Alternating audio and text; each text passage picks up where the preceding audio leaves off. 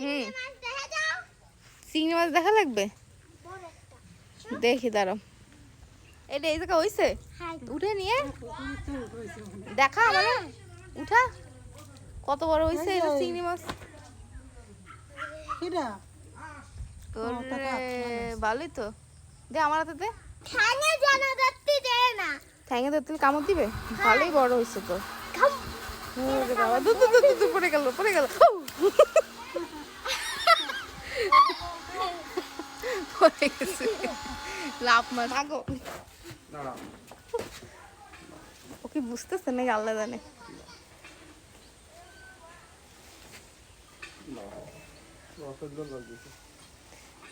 বেশি টাইট করে বাঁধিয়ে না তাহলে। শেষ দিন আর জীবনের কালকে, থাক ভালো।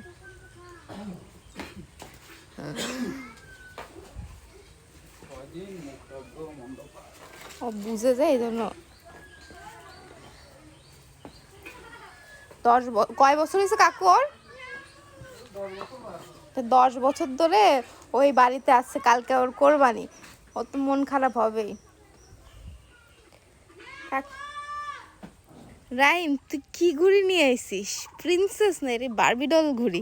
পিছনে ফেরা, ওই দিকেও আসছে না শুধু সামনে? ও শুধু সামনে, আবার লেজও লাগাইছিস তুই, দেখ কত বড় লেজ তোর ঘুড়ির। ওরে বাবা। ঈদ মোবারক এভরিওয়ান। আমার কাছে অনেক বেশি কষ্ট লাগে এই কোরবানি ঈদে, কারণ হচ্ছে পশু কাটা এগুলা আমার হচ্ছে দেখলে অনেক ভয় লাগে, আর ওদের জন্য অনেক মায়া লাগে, এত কষ্ট লাগে যা বলার বাইরে। তারপরে আমি হচ্ছে এই বাচ্চাগুলাকে নিয়ে ঈদের দিন ঘুরতে গিয়েছিলাম। আমরা এই জায়গাটাতে যাওয়ার জন্য অনেক দিন থেকে প্ল্যানিং করতেছিলাম, মানে রাস্তাটা অনেক সুন্দর।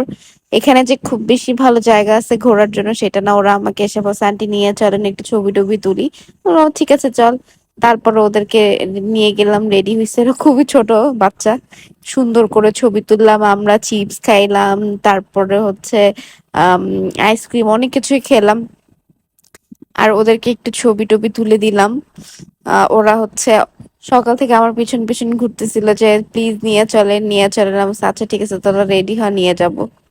গ্রামের মধ্যে আসলে সেভাবে কোথাও যাওয়ার জায়গা নেই রাস্তা ছাড়া। এই হাঁসগুলো হচ্ছে ছোট ছোট হাঁস, দেখতে অনেক কিউট লাগছিলাম, ভাবলাম যে আপনাদেরকেও আমি দেখাই। আমাদের একটা গাছ আছে করমচা গাছ, পুকুরের পাড়ে। এই গাছটাতে এত পরিমাণ ফল হয়েছে, যদিও বা আমার টক জিনিস খুব অপছন্দের, আমার অত বেশি ভাল লাগে না, তারপরও হচ্ছে আম, আমি ইয়ে করলাম, ভাবলাম আপনাদেরকে দেখাই আমি।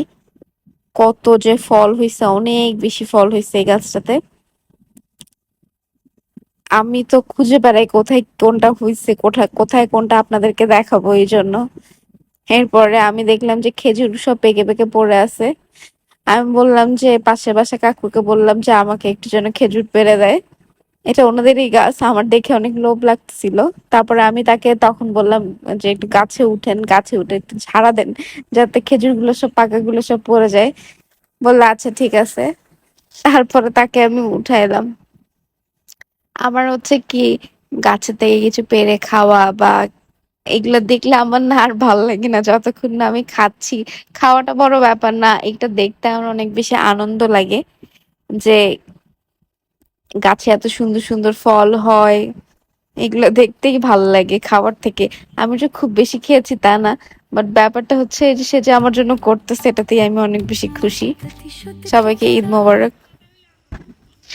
আমার কয়েকদিন থেকে খুব ঘুড়ি উড়াতে ইচ্ছা করতেছিল, আমি কয়েকটা ঘুড়ি কিনেও নিয়ে আসছি। আমি চেষ্টা করব নেক্সট ভিডিওতে ঘুড়ি উড়ানো গুলো দেখাতে। আর এগুলো হচ্ছে রাহিম, তারপরে হচ্ছে নুরু কাকা, ওদের ঘুড়ি।